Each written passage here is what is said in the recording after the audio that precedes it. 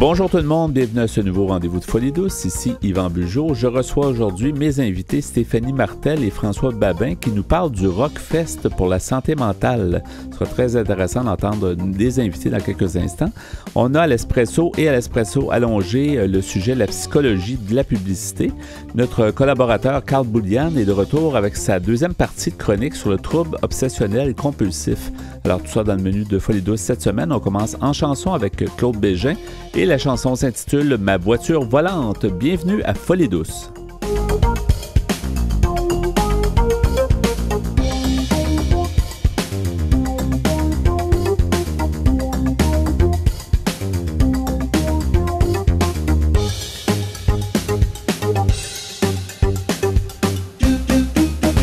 Vous êtes à l'écoute de Folie douce, l'émission qui vise à changer les perceptions négatives reliées au monde de la santé mentale. Je suis en compagnie maintenant de mes invités, Stéphanie Martel. Bonjour Stéphanie. Bonjour. Bonjour, et François Babin. Bonjour François. Salut, salut. On est sur les lieux d'une conférence de presse pour la 6e édition du Rockfest Santé mentale. Stéphanie, on t'avait reçu à l'émission il y a quelques années. Le festival était à ses premières années. Là, il a quand même vieilli, il a évolué, tout ça. J'aimerais ça que tu m'expliques ce que c'est le Rockfest pour la santé mentale. Certainement. Alors, le Rockfest pour la santé mentale, c'est un organisme sans but lucratif. Et c'est composé uniquement de bénévoles. On n'a aucun salarié parmi nous. On organise des spectacles bénéfices et toutes sortes d'événements musicaux, surtout pour sortir les gens de l'isolement, les gens qui ont un problème en santé mentale, leur permettre de créer des liens. On donne aussi les ressources qui sont disponibles aux gens dans leur communauté, puisqu'il y en a beaucoup des ressources, mais souvent on les connaît pas. Donc, nous, on va se charger de donner ces informations-là aux gens. Donc, on sort les gens de l'isolement et avec le festival qu'on fait une fois par année, tous les fonds qu'on recueille de cet événement-là sont complètement versés à des organismes en santé mentale qui œuvrent dans la communauté. Plus dans la région où vous faites le festival, qui est on appelle ça, c'est la région ici, c'est On est dans la région de Lanaudière. Donc, il y a des organismes qui viennent de Lanaudière, mais on a aussi comme réseau ados qu'on aide, qui sont à travers le Québec. Okay. Eux, ils se promènent dans les écoles secondaires pour faire de la prévention. Okay. Donc, c'est pas juste des organismes de Lanaudière, même que je vous dirais que le premier organisme qu'on a aidé, c'était l'organisme L'Ensoleillé qui était au lac Mégantic. Okay. C'est un petit peu comme ça que le festival y est né. Donc, non, c'est pas juste dans la Naudière, mais c'est sûr que on est dans cette région-là.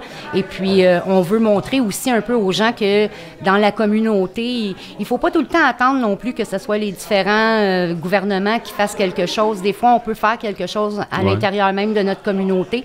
C'est un petit peu l'exemple qu'on veut montrer aussi. Oui, on va revenir aussi à l'expérience. J'aimerais ça voir un peu, tu nous l'avais raconté, mais c'est bien de le rappeler, un peu pourquoi, dans le fond, qu'est-ce qui a démarré l'affaire. Mais François Babin, qui est auteur, compositeur, interprète, pourquoi tu t'impliques du côté du Rockfest pour la santé mentale? Pourquoi je m'implique à côté du Rockfest? Tu es un administrateur en plus. Nouvel administrateur. Oui, nouvellement dans l'équipe. Félicitations.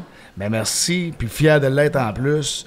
Je te dirais, le pourquoi que j'ai embarqué dans l'équipe, c'est parce que l'équipe m'a choisi de base, parce que j'avais les atouts, le cœur à la bonne place, l'énergie, les bonnes raisons de faire que je pouvais embarquer dans une équipe comme celle-là, tu sais, parce que on est là pour aider les gens, on est là, tu sais, le festival Rockfest, c'est une fin de semaine de rock hyper le fun, mais ça vient pas juste avec ça, ça vient pour une cause aussi. Mm-hmm. Ça vient en aide aux gens qui sont en santé mentale, qui ont de la misère et capables de passer à travers, d'assumer ou de faire en sorte de devenir quelqu'un qui voudrait être parce qu'ils croient pas qu'ils pourraient y arriver.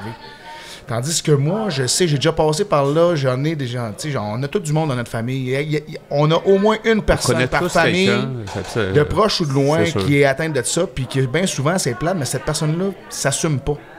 Fait que ça nuit aux autres autour de soi, puis ça fait en sorte que ces gens-là vont aller se noircir ou se ternir dans un coin au lieu de se développer puis de devenir une lumière, tu sais, aux yeux des autres, tu sais.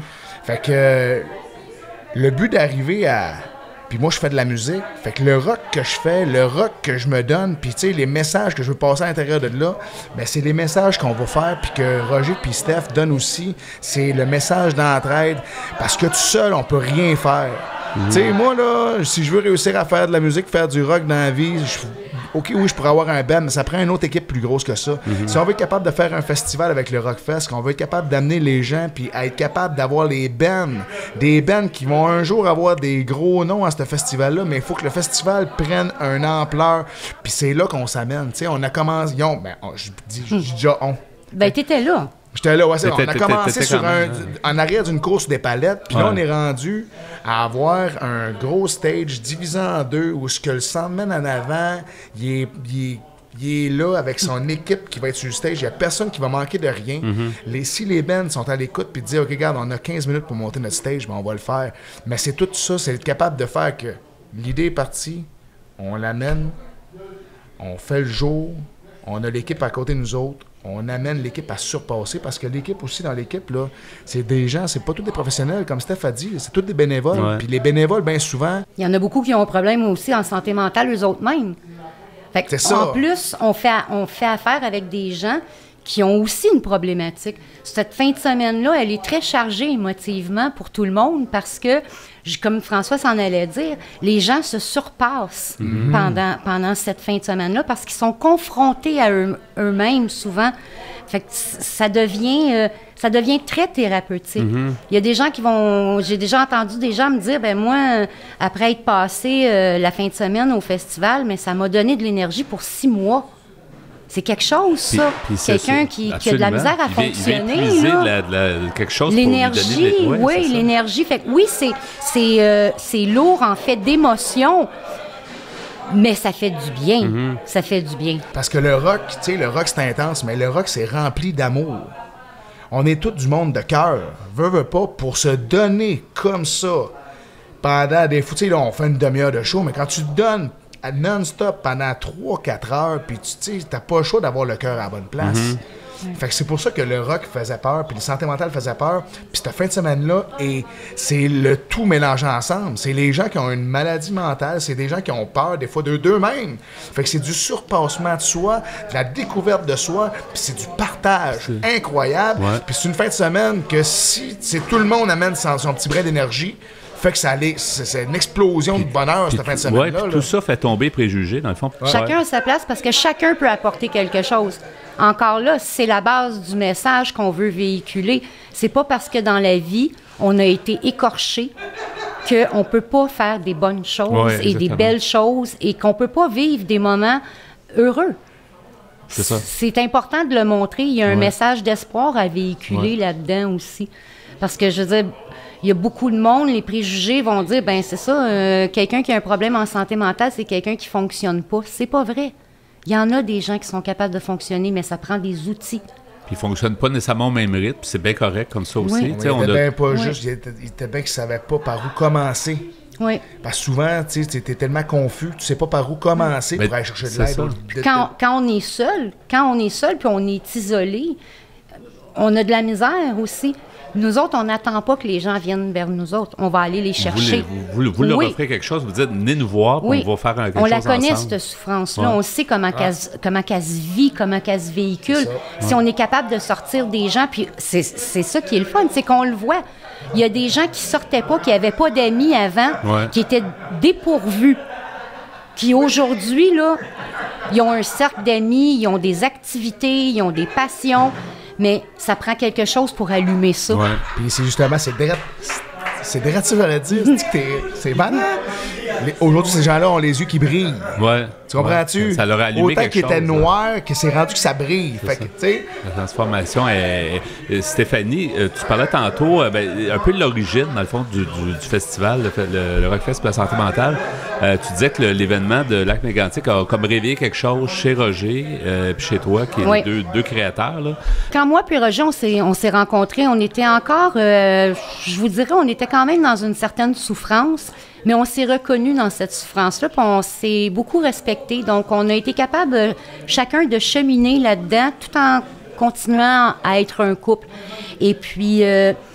ce qu'on avait vécu respectivement, on savait qu'à travers toute cette souffrance-là, on ne pouvait pas laisser ça dormir dans un tiroir. Ouais.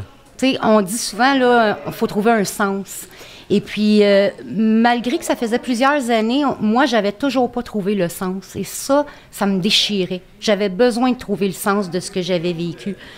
Mais on savait pas quoi faire. On était juste deux petites personnes comme ça. Tu dis, moi, j'aimerais ça faire quelque chose un jour avec ce que j'ai vécu ou redonner. Mais qu'est-ce que tu peux faire? Donc, on avait pensé faire quelque chose, mais quoi? On savait pas trop comment s'y prendre. Le temps a passé. Et là est arrivée, en 2013, la tragédie du Lac-Mégantic. Bon, moi, mon conjoint Roger, il a vécu un traumatisme avec un ami qui a perdu dans le métro. Donc, automatiquement, le suicide. Et puis, c'est venu le chercher tout de suite. Moi aussi. Et c'est là que ça leur a ravivé une certaine douleur qu'on croyait être partie. Parce que là, on s'est vu dans une population. Notre mal qui était à l'intérieur de nous, on le voyait se répandre, mais à la vitesse d'une population. Puis là, on s'est dit, il faut faire quelque chose. Qu'est-ce qu'on peut faire? Et de là, l'idée de dire, on va faire ce qu'on peut faire. Pas grand-chose, mais on va partir de là. Et c'est là qu'on a eu l'idée de faire un party dans la cour, et ça a commencé comme ça. Puis, à partir du moment que là, on a eu de l'argent de ramasser, on n'avait pas grand-chose, à peu près 1 000 $, on a été remettre ça à l'organisme qu'on avait choisi au préalable. Et puis, on a été discuter toute l'après-midi avec ces gens-là. On leur a expliqué que ce qu'on avait vécu, nous autres, un petit peu, que c'est pas quelque chose qui part, qu'on se débarrasse, mais qu'on est capable quand même de vivre avec ça. Donc ça a donné beaucoup d'espoir à ces gens-là. Puis on n'avait pas vu cette partie-là encore. Ouais. C'est quand on s'est rendu auprès de ces personnes-là, qu'on a discuté avec eux, qu'on a vu l'échange, comment qu'on pouvait apporter aux autres aussi, juste avec notre propre expérience. C'est un petit peu de là que ça a parti de dire, OK, là, c'était une fois par année, là, on élargit, on rouvre la porte. C'est toujours à peu près toujours au début août, je pense, au mi-août à peu près à chaque année, le festival. De toute façon, on va donner des coordonnées tantôt, là, bientôt. La deuxième fin de semaine du mois d'août. Toujours. Oui, habituellement, c'est à peu près dans ces puis on est au courant en suivant vos soit pages Facebook ou autres. Là, on sait qu'est-ce qui se passe, puis on le sait à l'avance, puis on est capable de s'organiser parce qu'il y a du camping qui se fait sur place, puis les gens passent un week-end. Là, puis il y a une journée familiale aussi, ça, c'est bien intéressant. La journée du dimanche. Dès la première année, on a voulu instaurer ça parce qu'on veut que notre festival soit accessible à tout le monde. Ouais. On veut qu'il soit accessible à tous les moyens aussi. Il y a beaucoup de personnes en santé mentale qui ont peu de moyens financiers. Si on fait un festival puis que les gens peuvent pas venir, ça donne rien. On va pas chercher nos gens. Il faut garder leurs enfants, ça commence à être compliqué. Exactement. Ça coûte de l'argent, faire garder les enfants, tu peux pas y aller avec la tête en paix, fait que là, tu vas en famille, c'est le fun. Ce qui arrive aussi, c'est que les enfants font partie de nos vies. J'en avais des enfants, moi aussi. Il faut apprendre à fonctionner aussi dans ce cadre-là. La santé mentale, c'est le fun d'éduquer les enfants aussi. Ils sont capables de comprendre. Puis si on leur apprend jeunes, ils vont peut-être justement dédramatiser l'affaire, puis ça va peut-être être moins compliqué pour les générations futures. On est les guides de la société. Ouais. Fait que si on guide la société à devenir meilleure puis plus compréhensif sur l'ouverture d'esprit envers tout le monde, parce que il n'y a pas juste une sorte de gens qui existent. Il existe plusieurs sortes de gens. Fait il faut être capable d'amener nos enfants justement à découvrir toute cette société-là. Oui, exactement. Fait que c'est comme ça que tu fais grandir les enfants. Pas juste devant un écran ou devant un jeu vidéo, whatever. Là.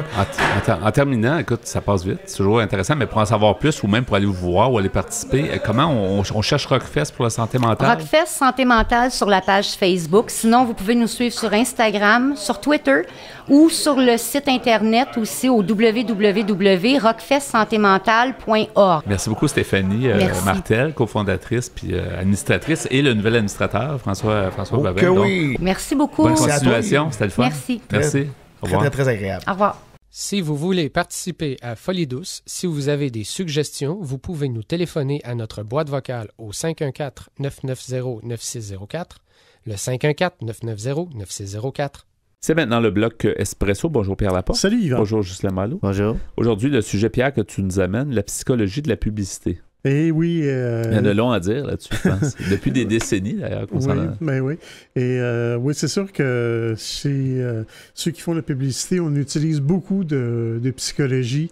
On doit sûrement aussi faire face à des psychologues aussi, qui ont fait leurs études là-dedans. Ah oui, c'est ça. Mais il y a toujours des experts qui codifient tous les messages. Là, ouais. Il faut que les publicités donnent l'émotion. La plupart du temps, il faut que ça fasse... il y a tellement d'argent qui est en jeu. Même dans les photos des candidats politiques, il faut que ça ait la bonne couleur, la bonne teinte, le bon linge. Oui. On en avait déjà parlé d'ailleurs. Mais je vais vous lire un article que j'ai trouvé sur Internet qui s'appelle « L'influence de la publicité sur les consommateurs ». C'est sur le site dynamicmag.com. Alors, on nous dit que c'est le besoin qui reste à l'origine de la majorité des actes d'achat. Le processus d'achat lié au besoin engage une certaine part de rationalité. Les consommateurs qui vont acheter un produit ou un service n'ont toutefois pas nécessairement de besoin envers celui-ci à la base. Un des rôles de la publicité est de créer le besoin. Oui, ça dépend. C'est sûr, si ton four brise puis tu n'en as pas chez vous, là, c'est sûr que tu as un besoin. Mais c'est vrai, effectivement, ça arrive souvent que les gens n'ont pas vraiment besoin Non, mais on va finir par l'acheter quand même. L'acheter. Des personnes qui n'auraient pas forcément besoin d'un produit ou d'un service, au départ, sont ainsi amenées à avoir l'impression qu'elles en ont tout de même besoin. La publicité crée un sentiment de besoin par l'envie. En donnant envie au consommateur, la publicité fait naître chez lui une sensation de besoin. C'est de là que va, dans certains cas, émerger chez ce consommateur l'acte d'achat. En termes de communication, la publicité a pour objectif de délivrer un message construit de manière spécifique. Ce message doit être clair, synthétique et argumenté en vue de convaincre le public auquel il s'adresse. Surtout, il est primordial que ce message soit compréhensible afin qu'il soit compris par un maximum de personnes. Des études démontrent que la publicité, après 4 visualisations, fait retenir chez ses téléspectateurs 50% des éléments dans la semaine qui suit et 30% dans les 2 mois suivants. C'est pour ça que beaucoup de commanditaires dans certaines émissions achètent les mêmes publicités, des fois à chaque bloc de 15 minutes pour qu'on s'en rappelle. Oui, il y a des réseaux là, où l'on répète les mêmes publicités 5 fois à l'heure. Oui, puis même quand elles ne sont pas particulièrement créatives et bonnes. Oui, ça c'est un autre débat quasiment, ça. Alors, je continue. Concernant l'aspect visuel, comme c'est notamment le cas pour les logos des marques, vus plusieurs fois, ils sont d'autant plus facilement reconnaissables pour le public cible. Plus un logo se montre original, plus il aura de chances d'être plus identifié rapidement. Cela constitue un véritable moyen de fidéliser le consommateur plus tôt. Oui, puis il y a aussi sur ce qu'on appelle le paquet, faut pas mettre des couleurs des fois qui sont pas correspondants à un produit. Ouais. La nourriture, certains types de couleurs, d'autres produits. Ou c'est trop criard, ça fait mal aux yeux. Il y en a qui veulent faire mal aux yeux, je pense. La publicité promeut des marques et offre aux consommateurs la possibilité d'appartenir à un certain groupe social.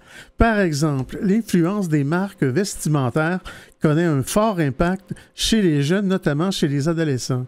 Ces derniers voient en cela un moyen d'identification, d'acceptation et d'appartenance à un certain groupe social. Il constitue une cible très prisée des marques car il ne se détache pas de la société de consommation, du moins dans la plupart des cas. Oui, c'est l'exemple parfait, c'est les running shoes. oui, c'est un exemple, oui. Oui, les marques veulent vraiment se démarquer puis veulent vraiment que les gens aient un attachement. On parle parce que là, tu vas appartenir à un groupe social. Ben oui. Ouais. Les publicités alimentaires se placent comme les principales publicités. Ce sont elles qui influencent le plus le consommateur. La moitié des publicités concernent un produit de nature comestible. Dans une logique concurrentielle, elles se veulent toujours plus appétissantes les unes que les autres. De plus en plus attirantes et souvent glissées entre les films, elles se montrent très persuasives.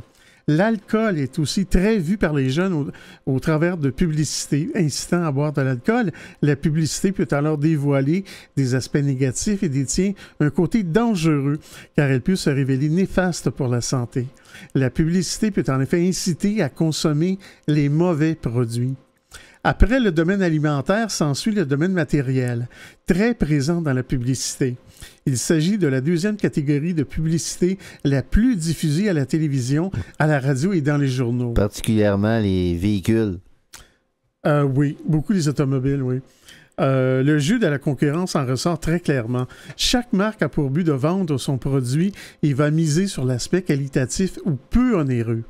Enfin, la publicité profite d'un trait de personnalité présent chez de nombreuses personnes, la volonté de plaire. En vantant les mérites de tel ou tel produit, la publicité suscite l'envie chez le consommateur qui, animé par son désir de plaire, souhaite acheter ce produit. Bien qu'ils ne soient pas toujours conscients d'être exposés à ces publicités, les consommateurs se voient d'autant plus impactés, notamment par rapport à leur comportement de consommation. Les publicités dites implicites détiennent une plus forte influence sur les consommateurs qui n'ont pas conscience d'être affectés. Lorsque les consommateurs voient leurs pensées et jugements affectés, et ce de manière inconsciente et donc involontaire, on parle de contamination mentale. Mais j'y reviendrai un peu plus tard dans l'émission. Il y a beaucoup de choses à dire. Donc, la psychologie de la publicité. Merci Pierre, merci Ghislain. Merci.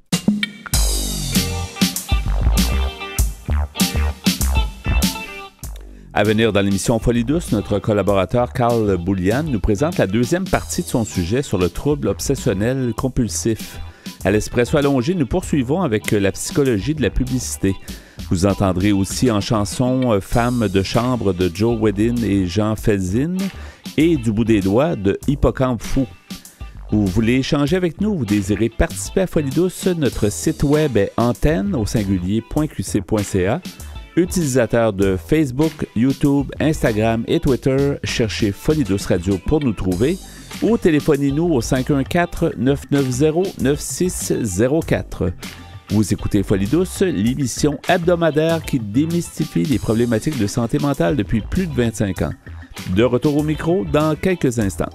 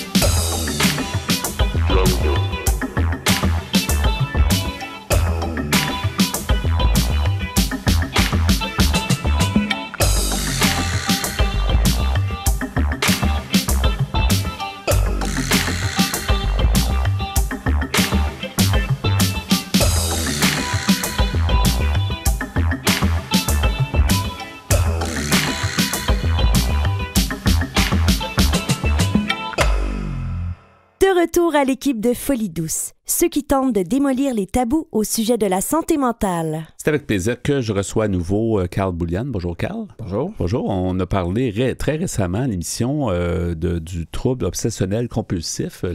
Ta première chronique que tu as fait, on avait promis aux gens qu'on viendrait justement avec la deuxième partie. C'est ce qu'on fait aujourd'hui.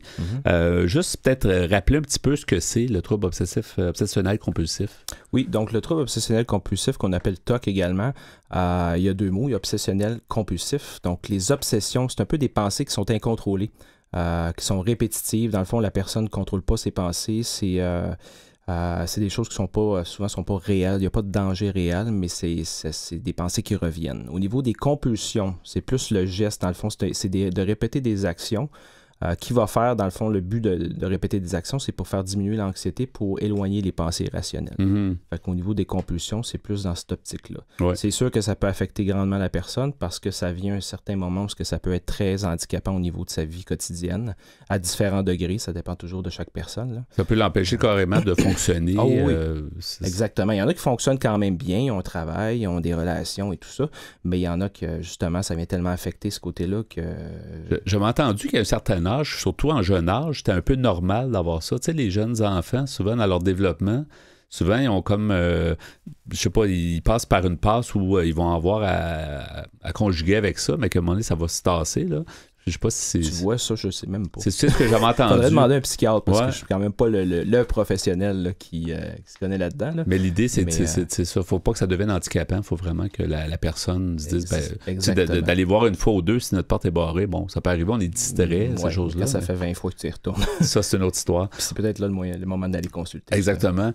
On avait parlé aussi, ce qui était intéressant, puis on avait promis de poursuivre, on avait parlé de plusieurs personnalités connues, des sportifs, surtout qui ont des habitudes, on pourrait peut-être appeler ça des obsessions. Je ne sais pas si ça va jusqu'à un trouble obsessionnel compulsif, mais des fois, ça peut paraître de cette façon-là. Il y en a que ça a l'air à s'en rapprocher. Oui. Puis le prochain que tu vas nous parler, moi, je l'ai bien regardé, puis effectivement... Moi, j'étais plus jeune, peut-être, là, mais effectivement, il est connu, Patrick Roy. C'est très connu pour les 1001 tics et 1001 obsessions. Oui. Ben, lui, ce qui était décrit comme étant sa superstition numéro 1, c'est qu'il évitait de toucher les lignes. Dans le fond, c'est que s'il touchait une ligne, ça risquait d'y porter malheur. Quand il faisait le tour, disons, de la patinoire, il fallait qu'il passe par-dessus la bleue, la rouge, etc. Oui, puis on disait qu'il parlait à ses poteaux, mais que c'était vrai finalement. Souvent, il se collait puis il parlait un peu à son poteau. Puis il y avait 1001 tics, là. Je sais pas si Casso venait de là ou c'est un genre... C'est juste que son casque, je me souviens, lui, son cou, tu sais. Ouais, c'est ça, exactement. Il y avait quelque chose en lien avec ça. Non, il y avait beaucoup de tics, mais en tout cas, il était bon, fait que ça a sûrement marché. Ben pour lui, ça a fonctionné sûrement, là, avec la carrière qu'il a eue. Il y a un joueur de baseball, Wade Boggs, je sais pas si ça dit quelque chose. Ça dit quelque chose. C'est un ancien joueur des Red Sox, 3e but. Il était à retraite. Lui, tout au long de sa carrière, il a mangé que du poulet à la veille des matchs. Dans le fond, c'est un peu pour ça qu'il a été surnommé le Chicken Man.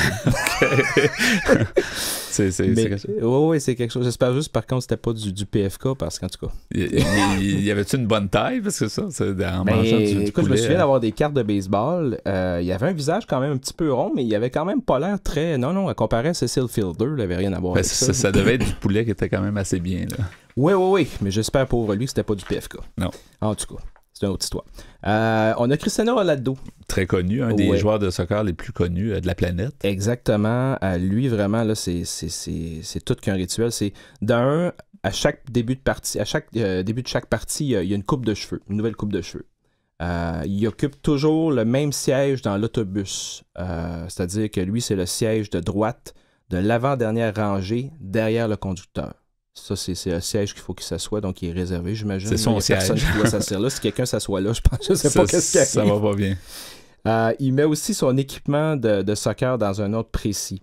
Dans le fond, puis il mouille son peigne, puis il brosse ses cheveux vers le bas, puis il se donne un dernier coup d'œil dans le miroir du vestiaire avant de sauter sur le terrain. Ça, c'est un autre rituel. C'est pour ça qu'il y a une tête toujours bien peignée, je comprends. Tout est parfait. Avec un coiffeur avant chaque match, c'est certain que... Non, il prend soin de lui, mais on voit que c'est quand même quelque chose d'assez... c'est assez obsessif. Là. Il y a aussi Sidney Crosby, le kid. Probablement le plus grand joueur de hockey, à mon avis. Actuellement, oui, je pense que oui aussi. Et peut-être de tous les temps, ou en tout cas, on n'est pas loin. Oui. C'est que lui, tout le monde sait, en tout cas ceux qui suivent le hockey savent qu'il porte le numéro 87. Ouais. Il est né aussi le 7 août 1987. Là, peut-être le numéro 87.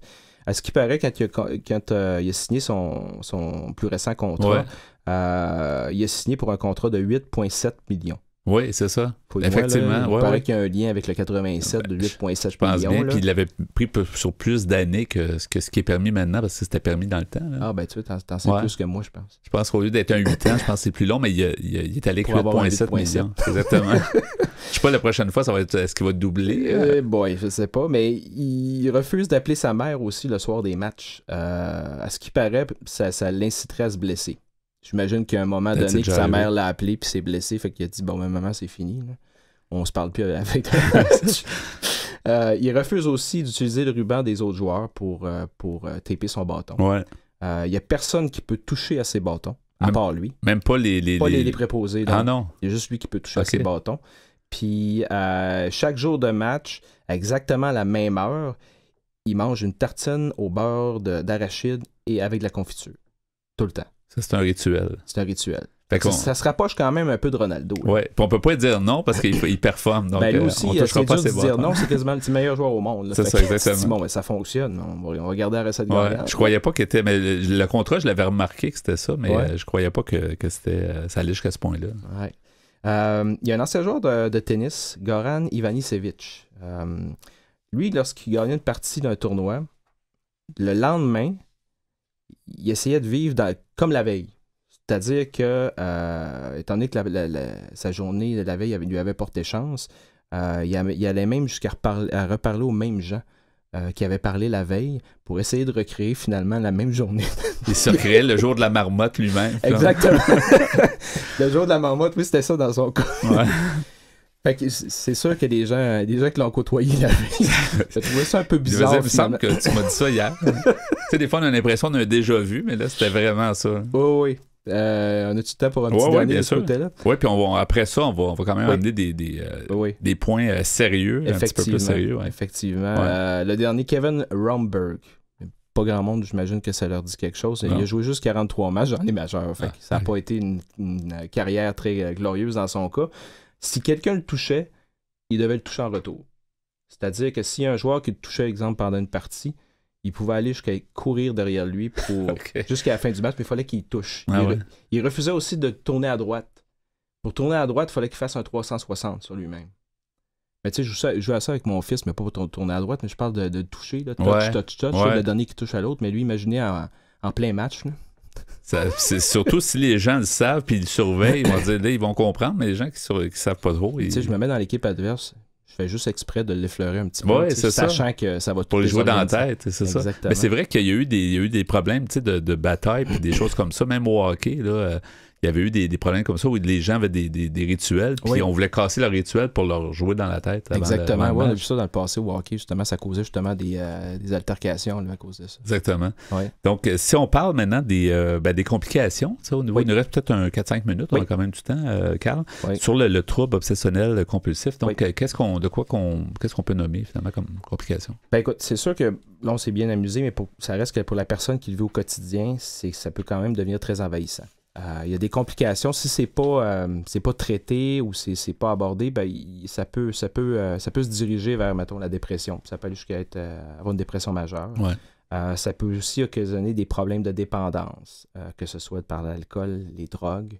Dans le fond, c'est une façon que la personne essaie, malgré elle, on dirait de s'auto-médicamenter par des moyens comme ça, mais ça peut mener vers ça aussi, la dépendance.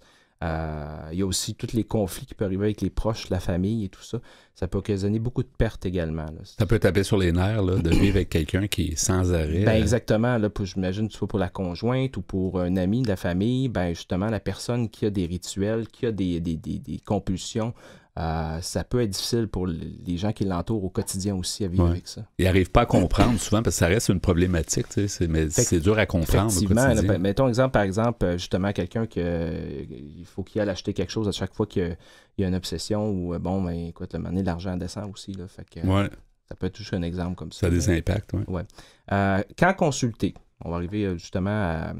Quand c'est le moment de consulter, c'est justement, comme on a dit plus tôt, c'est quand le fonctionnement devient trop difficile au quotidien. Mm-hmm. C'est quoi que les traitements qui sont recommandés par les professionnels? Ben, il y en a deux finalement. Il y a la psychothérapie, puis il y a la médication. Pour ce qui est de la psychothérapie, c'est souvent la thérapie cognitivo-comportementale qui va être, qui a été nommée comme étant celle qui était la plus efficace. Mm-hmm. Dans le fond, le but de ça, c'est un peu de modifier les pensées et les comportements de la personne, puis de les remplacer par des pensées qui sont plus appropriées. Pour essayer de changer la façon de penser de la personne, puis d'avoir des mécanismes qui vont être capables de, par elle-même, finalement. J'imagine qu'il y a des causes aussi. Si les gens sont capables de venir mettre le doigt sur quelque chose, j'imagine qu'ils peuvent peut-être changer soit quelque chose qui les stresse dans leur environnement. Ou puis des fois, aussi, c'est du stress. Ça peut être du stress chronique. Dans le fond, c'est des troubles anxieux, puis ça vient ingérable. Fait que peut-être pour ça aussi, j'imagine qu'il nomme aussi la médication qui fait qu'elle va venir aussi d'une certaine façon corriger ce que le mental n'est pas capable de faire finalement. Ça devient comme une réaction un peu de protection. Il y a quelque chose qui se passe, donc il y a une réaction involontaire, mais c'est une réaction pareille à quelque chose qui est vécu. Un stress qui est là, puis qui des fois, il n'est pas identifiable par la personne, c'est inconscient. Là, Fait que c'est ça aussi, la médication, au niveau les deux traitements par médication qui sont utilisés, souvent, c'est les antidépresseurs et les anxiolytiques. Qu'est-ce que les gens devraient faire quand on dit consulter? Est-ce que ce serait d'aller voir un médecin généraliste? Est-ce qu'ils sont aptes à pouvoir reconnaître que c'est ça? Ben, souvent, le chemin, oui, c'est ça. La première personne à consulter, souvent, c'est le médecin de famille, d'en parler avec le médecin de famille. Puis suite à ça, la plupart du temps, il y a une référence qui est faite. C'est sûr que le médecin, des fois, peut commencer un traitement, là, mais s'il n'est pas certain, la référence peut être faite vers un psychiatre. Okay. Dans le fond, soit que le médecin fait la référence lui-même ou qu'il va donner la référence papier à la personne, puis c'est envoyé souvent vers le CLSC de son territoire parce qu'il y a un guichet d'accès en santé mentale. Okay. Dans le fond, c'est eux qui vont recevoir la référence médicale puis qui vont assigner à ce moment-là selon les services qui vont être demandés par le médecin. Si c'est un suivi psychologique ou encore s'il y a besoin d'une évaluation par un psychiatre, ça va passer par le CLSC, mais il faut au préalable avoir vu le médecin de famille. Et ça, dans la majorité des CLSC, à ta connaissance, il y a un guichet de santé mentale? Autant pour les enfants, les adolescents que pour les adultes. Dans le fond, ils appellent ça le GASMA pour les adultes, ce qui veut dire guichet d'accès en santé mentale adulte. Okay. Puis pour ce qui est des jeunes, c'est le GASMJ. C'est le guichet d'accès santé mentale jeunesse. OK. C'est bon à savoir. Oui.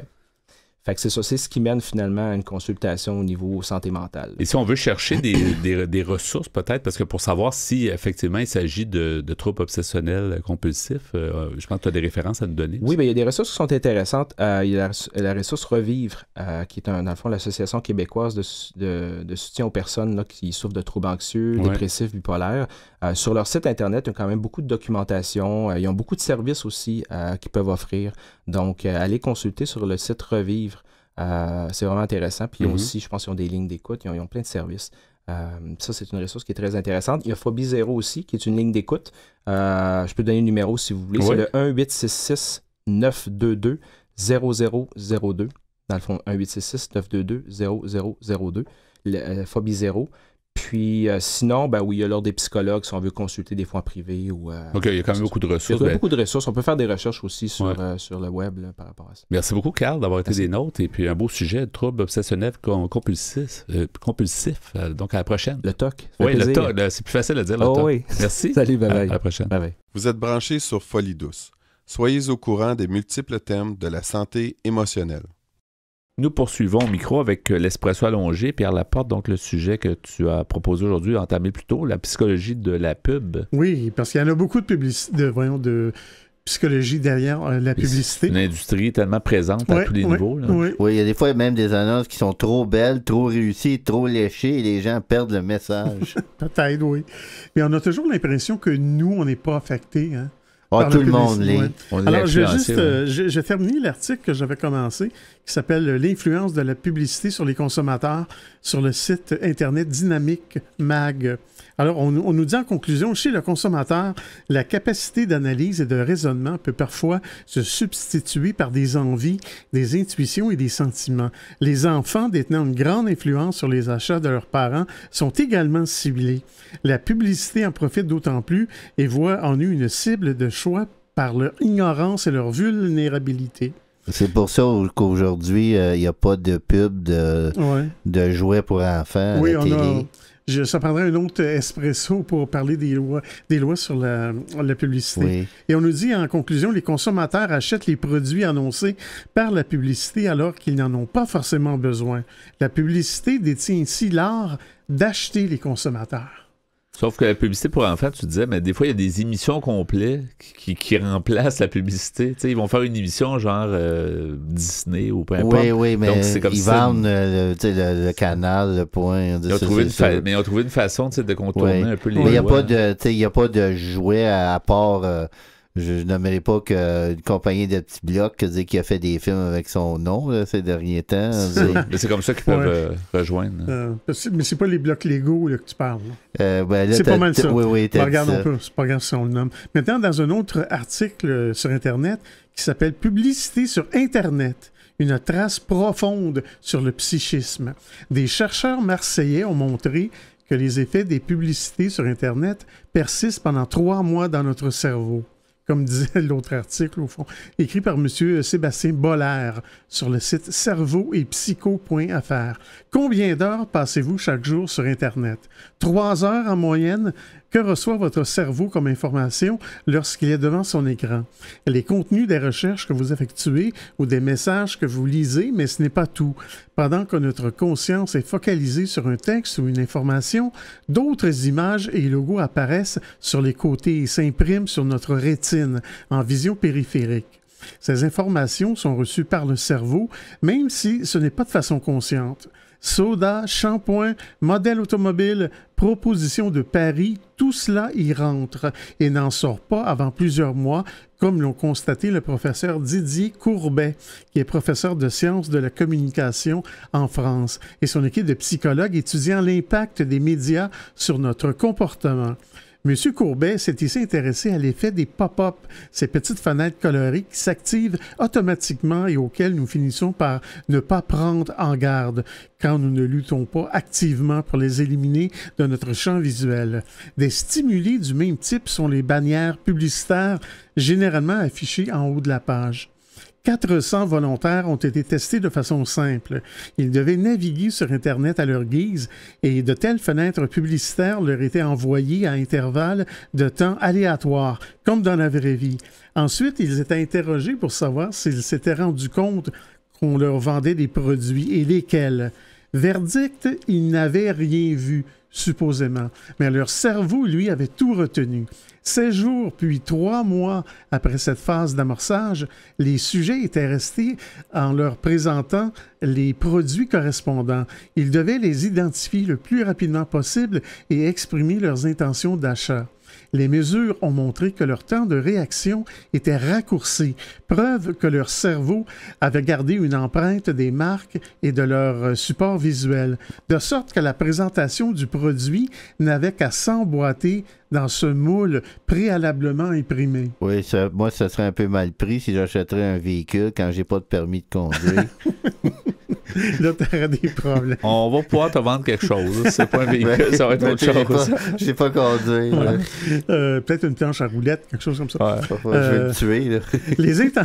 Les intentions d'achat, logiquement, étaient elles aussi augmentées, et ça jusqu'à 3 mois après l'exposition au pop-up en question. Quoi qu'il arrive, même si nous pensons être à l'abri de l'influence des marques, notre cerveau en garde donc l'empreinte et crée un lien de familiarité à notre insu. Que faire de cet encombrant partenaire qu'est notre cerveau? Le ménager, le traiter avec respect, ses couleurs et ses bruits dont nous sommes perpétuellement assaillis ne sont pas anodins ni sans effet sur notre vie psychique. Ils créent une pollution omniprésente que nous avons cru pouvoir ignorer, mais qui se rappelle à notre bon souvenir. Ouais. Alors, c'est difficile d'aller à l'encontre de ces recherches. Mais c'est vrai que ça reste quelque part. Là, la publicité est tellement omniprésente qu'il y a quelque chose qui reste. Ça ne veut pas dire qu'on est nécessairement prêt à acheter, mais éventuellement, on va avoir un préjugé favorable. Rappeler, oui. Ouais. On connaît toujours aussi les logos de compagnie. C'est surtout ceux qui sont réussis et qui restent dans l'imaginaire. On la voit, puis... Comme McDonald's. Oui, Nike, n'importe laquelle, ça reste. On identifie automatiquement le produit à leur... Si un jour on a besoin d'un tel produit, ben là, tu vas voir que le logo va te venir en tête. Ce qu'on dit en anglais, le top of mind, là, ça va comme arriver. Ben, merci beaucoup, Pierre. Merci Ghislain pour votre participation. Donc, le sujet de la psychologie de la publicité à Folie Douce. Vous souhaitez écouter l'émission Folie Douce au moment qui vous convient le mieux? Branchez-vous sur notre site web pour accéder à notre canal radio sur YouTube. antenne.qc.ca, antenne.qc.ca. Quelques mots pour conclure ce rendez-vous de Folie Douce. Ghislain Malo, les chansons qu'on a entendues cette semaine en début d'émission, Ma voiture volante. De Claude Bégin. On a pu entendre Le manque de confiance en soi. Oui, d'un petit jeune, Robert Charlebois. Ben oui, le plus récent album, son 25e, je pense. Oui. On a écouté dans la deuxième demi, Femme de chambre. De Joe Wedin et Jean Felzin. Et à l'instant, Du bout des doigts. d'Hippocampe fou. Voilà, merci beaucoup pour votre choix musical à toi et à Pierre. Merci pour ta participation. Merci Pierre Laporte pour les blocs Espresso. Bienvenue bienvenue. Où tu nous as parlé de psychologie de la publicité. Merci beaucoup pour ta mise en onde également de l'émission Folie douce. Nos invités en début d'émission, Stéphanie Martel et François Babin, nous ont expliqué ce que c'est le Rockfest pour la santé mentale. Merci d'avoir été là. On a eu notre collaborateur en début de deuxième demi, Carl Boulian, qui nous a présenté la deuxième partie de son sujet, le trouble obsessionnel compulsif. C'était donc l'émission Folie douce cette semaine. C'est Yvan Bugeaud à l'animation. Bonne semaine à tous et à la prochaine Folie douce. Au revoir.